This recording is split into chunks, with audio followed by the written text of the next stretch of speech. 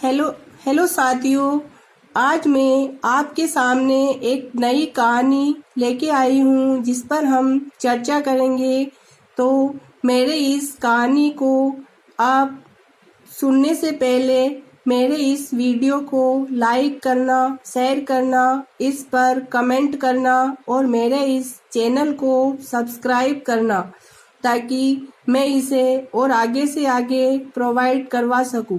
तो आइए मैं आपको इस नई कहानी के बारे में कुछ जानकारी बताती हूँ। कहानी का नाम है दिनक नाई। बहुत समय पहले की बात है। समस्तीपुर के राजा के कोई भी संतान नहीं थी। वह बहुत चिंतित रहता था। वह सोचता था कि किसी भी तरह उसके घर औलाद पैदा हो जाए, इस राजा का राजकुमार और वारिस हो। लेकिन सब हकीम, काजी, डॉक्टर और पंडित कोई भी राजा और रानी को औलाद न दिलवा सके। सभी संतान दिलवाने में असफल हो गए। राजा इस दुख से परेशान होकर जंगल की ओर शिकार के लिए चला गया। रास्ते में एक घना जंगल था जहाँ बड़े बड़े भयानक जंगली जानवर रहते थे। राजा वहाँ अकेला रह गया। उसके सभी सेना के साथी पीछे रह गए। सब उसी जंगल में एक भयानक राक्षसी रहती थी।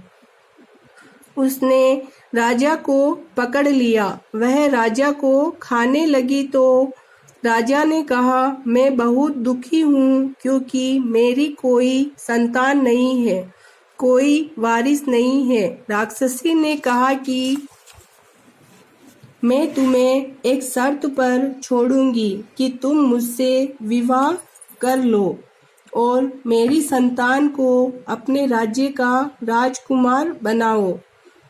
राजा ने अपनी जान बचाने के लिए उस राक्षसी की बात मान ली और उस राक्षसी से विवाह कर लिया। तो साथियों, ये है राक्षसी और राजा का प्राकृतिक दृश्य जिसमें राक्षसी ने राजा को अपने हाथ में पकड़ लिया और राजा ने अपनी जान बचाने के लिए उनसे विवाह करने के लिए अनुमति दे दी। आगे है कि एक वर्ष बीत गया। राजा अपने राज्य में वापिस नहीं पहुंचा। प्रजा ने समझा कि राजा की शायद मृत्यु हो गई है। इसी बीच राजा और राक्षसी के पुत्र हुआ। राजा ने उनका नाम रुद्राक्ष रखा क्योंकि राजा का नाम रुद्र था। रुद्राक्ष राक्षसी से पैदा हुआ था, इसलिए उसके सिर पर अपनी माताजी की तरह सिर पर 2 सींग उगे हुए थे। राजा को ही इस बात का एहसास था। कुछ वर्ष बीत गए। रुद्राक्ष धीरे धीरे पूर्णिमा की चांद की तरह बढ़ने लगा। अब राजा को यह चिंता हो गई कि वह अपने राज्य में वापस कैसे जाए, क्योंकि न तो उसे रास्ता मालूम है और न ही उनके पास उसका घोड़ा जो राजा को जंगल से बाहर निकाल सके। समय बीतता गया। उधर रानी को राजा की बहुत चिंता हुई तो उसने अपने मंत्रियों और सैनिकों को जंगल की तरफ राजा की खोज के लिए भेजा। एक वर्ष और बीत गया। राजा का कहीं अता पता नहीं मिला। फिर भी जंगल में राजा के सैनिकों ने राजा को ढूंढते ही रहे। अचानक रुद्राक्ष एक हिरण को पकड़ने के लिए दौड़ रहा था कि राजा के सैनिकों ने उसे देख लिया और उस बच्चे का पीछा किया, क्योंकि रुद्राक्ष ने राजा की पगड़ी पहनी हुई थी। राजा के सैनिकों को शक हुआ कि वह उसका पीछा करते हुए राजा के पास पहुंच गए और राजा को पहचान लिया। उसने राजा को प्रणाम किया और वापिस चलने का आग्रह किया। बड़ी मुश्किल से राजा अपने महल जाने को राजी हुआ, क्योंकि उनकी राक्षसी पत्नी, जिसकी बीमारी से मृत्यु हो गई थी, उसको राजा ने वचन दिया था कि वह उसके पुत्र के साथ जंगल में ही रहेगा, वापिस अपने राज्य में नहीं जाएगा।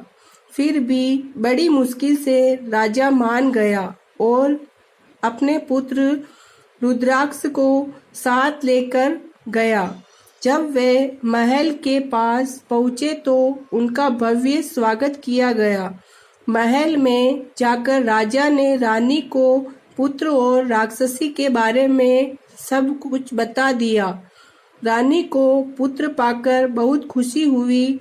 राजा ने नगाड़ों और ढोल तमाशों के साथ रुद्राक्ष को राजा का युवराज घोषित किया। राजा, रानी व प्रजा ने मिलकर खुशियां मनाई। कुछ समय और बीत गया। राजकुमार बड़ा होने लगा। सिंह भी धीरे धीरे बढ़ने लगे। जैसे जैसे राजकुमार बड़ा होता गया, सिंह इतने बढ़ गए कि अब रुद्राक्ष को बड़ी पगड़ी बांधनी पड़ी। कुछ समय बाद राजा की मृत्यु हो गई और रुद्राक्ष राजा बन गया। एक दिन राजा रुद्राक्ष ने गुप्त कमरे में अपने बड़े बड़े बाल कटवाने के लिए नाई को बुलवाया। उस नाई का नाम था दिनक नाई। दिनक नाई ने जब राजा के बाल काटने के लिए पगड़ी को सिर से उतारा तो वह सिंहों को देखकर डर गया। तो राजा ने कहा, अगर तुमने किसी को बताया कि मेरे सिर पर 2 सींग हैं तो मैं तुम्हें मौत की सजा दे दूंगा। नाई राजा के बाल काटकर अपने घर की तरफ जान बचाकर दौड़ा। वह थक कर एक पेड़ के नीचे बैठ गया और सोचने लगा कि क्या करूं, कहाँ जाऊं। तो सोचते सोचते उसके मुंह से निकल पड़ा, राजा के 2 सींग, राजा के 2 सींग। तो साथियों, वह इस पेड़ के नीचे जा बैठा था और यहाँ उसने ये बात कही थी कि राजा के 2 सींग। कुछ समय बाद जंगल से पेड़ों को कटवा कर शहर लाया गया और कटे पेड़ों से राजा के संगीत सुनने के लिए वायलिन, बाजा, तबला बनाया गया। राजा का संगीत दरबार लगा। जब वायलिन बजाई गई तो वह बोली, राजा के 2 सींग, टंग टंग टंग टंग। बाजा बोला, किसने कहा, किसने कहा।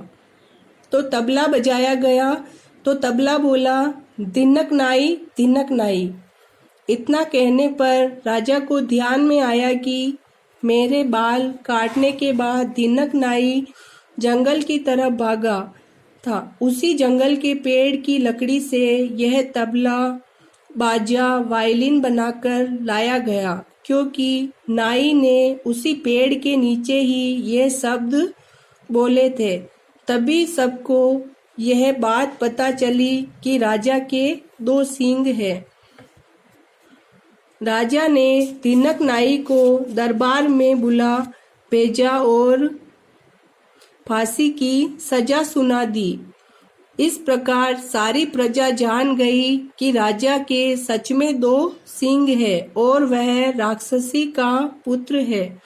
प्रजा ने राजा से दिनक नाई को माफ करने के लिए कहा, क्योंकि वह डरा हुआ था कि उसके छोटे छोटे बच्चे हैं, उनका लालन पालन कौन करेगा। राजा को इस पर तरस आ गया और प्रजा के कहने पर उसने उसे छोड़ दिया। दिनक नाई ने राजा से माफी मांग ली और राजा ने उसे माफ कर दिया। तो साथियों, इस कहानी से हमें शिक्षा मिलती है कि गलती से की गई भूल करने वाले को क्षमा कर देना चाहिए। तो साथियों, मेरी ये कहानी यहीं समाप्त हुई है। अगर आपको मेरी ये कहानी पसंद आई हो तो इसे लाइक करना, शेयर करना, इस पर कमेंट करना और मेरे इस चैनल को आगे से आगे सब्सक्राइब करना और आगे से आगे इसे शेयर करना ताकि मैं और भी आपको जानकारी प्रोवाइड करवा सकूं। Thank you.